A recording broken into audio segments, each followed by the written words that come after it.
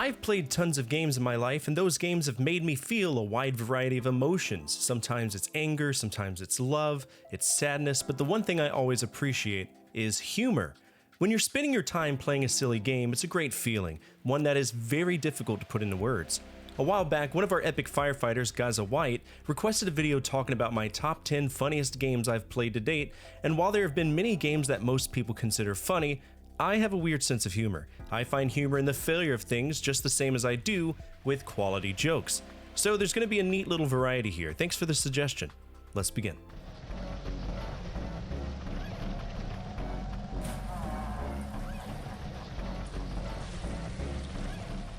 This game is an indie game, it's a short one as well. If I recall a while back, the only reason I played this was because it was a request from one of my moderators, DivineShadow_18.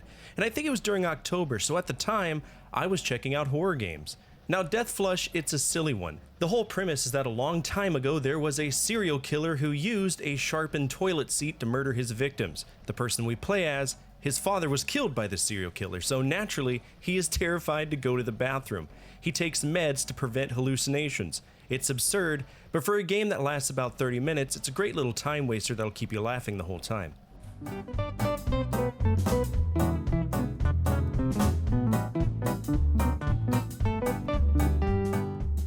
This is another request from DivineShadow_18 because he loves to torment me with shit games. And Gordy?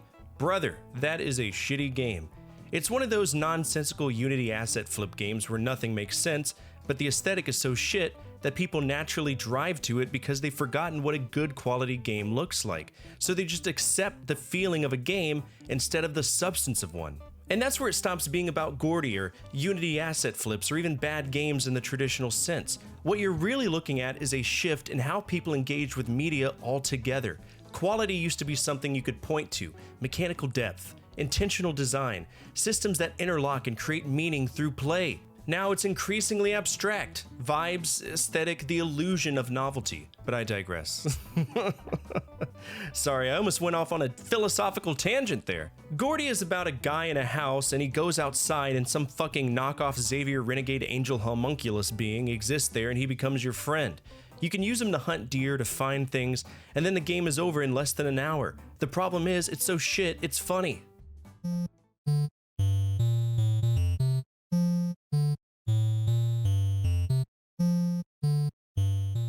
This game is all about ironic humor. Remember what I ranted about earlier? This game all but defines the calling out of the video game industry as a whole. It's easier if we explain the plot. So basically, 6 different video game protagonists walk into a hotel and one of them is going to commit a murder. All of these characters are from failed video game franchises, and the one thing that they have in common is that the same developer created them, then discarded them, and to tell you more than that, kind of ruins it. Imagine every character having the spatial awareness of Deadpool. They know what it means to respawn. They understand the nonsense of a magical inventory. They call out the rules of the genres that they've been assigned to. Things that we perceive as normal, the characters openly call out. And this game was developed by Daniel Mullins, who to me is one of the best developers when it comes to surreal games that make you question things. He created Inscription, Pony Island 1 and 2, and he's damn good at what he does, and I hope that he continues to make amazing games.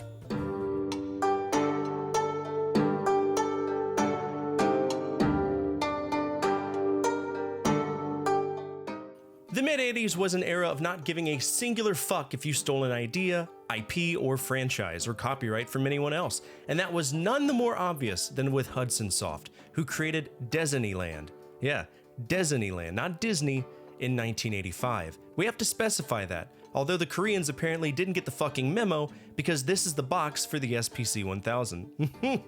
Oh no! If you've played Princess Tomato and Salad Kingdom on the NES, this is very similar, except it's fucking crazy. We break into Dezeni Land and explore all of the attractions, find a helicopter, and then escape. Instead of Pirates of the Caribbean, we'll check out the Pirates of the Sento Island Sea. Instead of the Jungle Cruise, we'll explore the Jungle Claws. But why stop there? We have the potential for a sequel, right? Well, that's where Dezeni World comes into play. We play as the same guy breaking into Dezeni World to stop Hal 3, yeah, the robot, who transfers his consciousness to Budamaru, an alcoholic talking pig. He's the Stay Puft Marshmallow Man. Hudson doesn't give a fuck. They will take anyone's IP. I will say you'll need a walkthrough to play this, and I don't know if any translations exist, but if you want a solid 30 minutes laughing your ass off at just how insane this game is, go for it. I think you'll have a good time.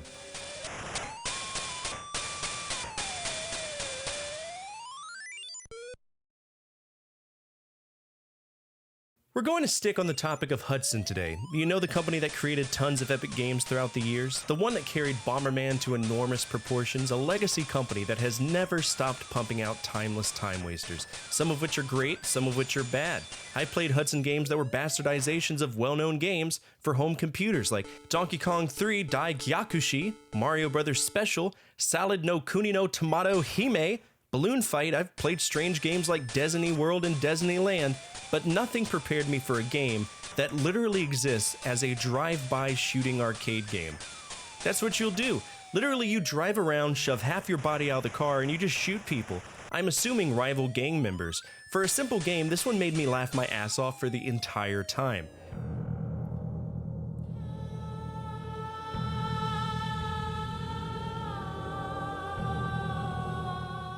Survival horror, that's a genre, isn't it? An offshoot of the action-adventure genre where things get spoopy, ammo is scarce, the story is barely told, and you feel choked out by the fact that nothing makes sense, and you're kind of just going through your day in the worst environments known to mankind. Resident Evil, Silent Hill, Fatal Frame, all great quality games. But there exists a game that came out before the games I just mentioned. It was made by River Hill Soft, published by EA in America and Europe, and it's the first survival horror game to use a fully three-dimensional virtual environment, and boy does it show. Overblood is one of those games that are so bad, it's funny. The voice acting is worse than Resident Evil, the puzzles are beyond abstract, cutscenes are so campy, so stiff, and so completely devoid of natural human behavior that it stops feeling like a horror game and starts feeling like you've accidentally tuned into some lost PS1-era soap opera performed by AI. But the sheer incompetence leads to some of the funniest cutscenes and gameplay moments you could ever imagine. So if you want to laugh your ass off, not at something that is inherently funny, but instead stupid as fuck, Overblood on the PS1.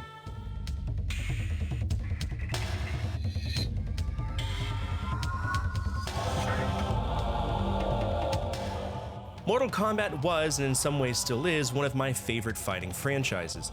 The other was Street Fighter, but when I needed violence, Mortal Kombat was there. And what's funny is that in most arcades I visited as a kid, be it the mall, Pizza Hut, laundromats, the arcade game I always saw was Mortal Kombat. I'd play Mortal Kombat outside my house and come home to playing Street Fighter 2 and 3 on the Anniversary Edition on my PS2. It was a time to be alive. Mortal Kombat 1 through 3, they were all basically the same to me. Obviously, they weren't exactly the same. Combos evolved, special moves became easier to pull off, we got more characters, and I loved it. But one thing that Mortal Kombat failed to do, and I feel it's something that many fighting franchises en masse failed to do, was jump to 3D, or what would be interpreted as 3D. Tekken knocked it out of the park, Battle Arena to Shinden, Soul Calibur, Virtua Fighter, they all managed to do it, but the transitionary time for Mortal Kombat was horrible. And I do mean horrible. Mortal Kombat 4 is a fucking mistake. It's a goofy-ass game from the top to bottom. Everything about it is just abstract. The game barely functions as it is, the voice acting is whack, and the cutscenes are even more whack. Look at this chance encounter between Sub-Zero and Scorpion. Our battle is finished. You are now freed from my curse. Live well, Lin Kuei warrior. Yeah, enjoy that. That's all this game is. Now the good news, after tripping up a little bit with mythologies and special forces, we had Deadly Alliance, which to me was a phenomenal game. And it kind of went uphill from there, at least when they returned to the 2.5D kind of gameplay.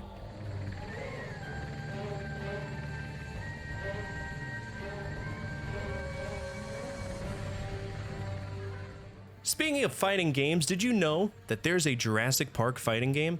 Dinosaurs fighting isn't unheard of. After all, I'm sure so many of you played Dino Rex! Oh fuck yeah! Look at those sprites! God, I'm so fucking turned on right now! Yeah, nobody's played that shit. Apparently only me and a few others. But you know Primal Rage, right? That game rocks. To other people. Not me, I hate that one too. But dinosaurs fighting, that's always cool, and if you own a PS1 or have DuckStation or some other PS1 emulator, you can always pop in Warpath Jurassic Park. Now obviously it's a gimmick game, it's a spin-off of the main series, it has nothing to do with the story. They could have named this game Dino Fight 2000 and you probably wouldn't think anything about it, but we gotta license it, right? Bitches love Jurassic Park. I know it doesn't have the humor that you might like, but I found this game hilarious. Having special moves and combos as a fucking T-Rex is... yeah. Give this one a shake, it isn't too terribly bad.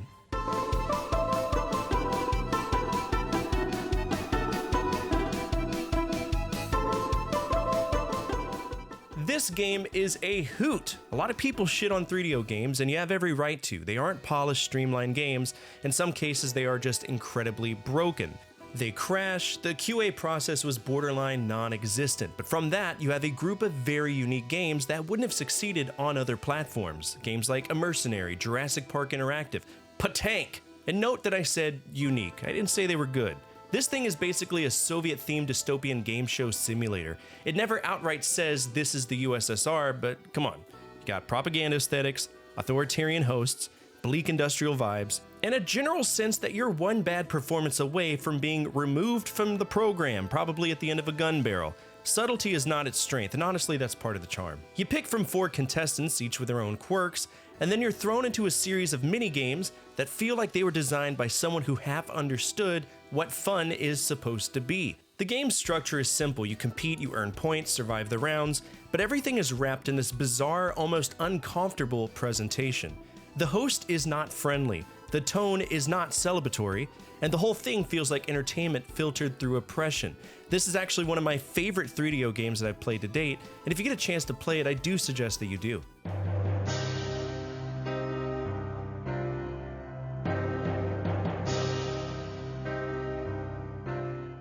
So we're ending this list with a game that divides people, and it's not like a 2-way divide, this is like a 20-way divide, because Harvester has so much shit going on that it can be divided as such. For example, you divide it once as you like it or you hate it, then divide it further as funny or appalling, gross or fascinating, satire or complete nonsense, intentional or completely accidental. Harvester is one of those games where every single person who plays it walks away with a different interpretation. Somehow all of them are correct. This game came out in the era where point-and-click games progressed to the digital actor movement. Shock value was all the rage. Think Phantasmagoria, Puzzle of Flesh, Night Trap, Corpse Killer, Voyeur. A really strange era of gaming, and if you sprinkle in the neurotic tendencies of the developers, you have a cult classic game. From the very beginning, you're uncomfortable with this game. The actors are weird, the dialogue is weird, everything is fucking weird. This kid is obsessed with the TV, the kid outside will kill you if you don't give him the newspaper, your mom has a daughter whose eyes pop out, your dad is being BDSM to death by your mom. It's a really fucking weird game. But the thing about Harvester is that it never lets that weirdness settle into something you can understand or get used to. Most games, even the bizarre ones, eventually establish a rhythm. You learn the logic, you adapt, you start to feel like you're in on the joke. Harvester refuses to give you that level of comfort. Every time you think you've got a handle on it, it escalates, twists, or just flat out contradicts itself all the way until the end. It's hilarious though, and that's why it's on this list. And that's it for today's episode. What did you think of this list? In your opinion, what are some of the funniest games that you have ever played? Feel free to let the community know down in the comments section below.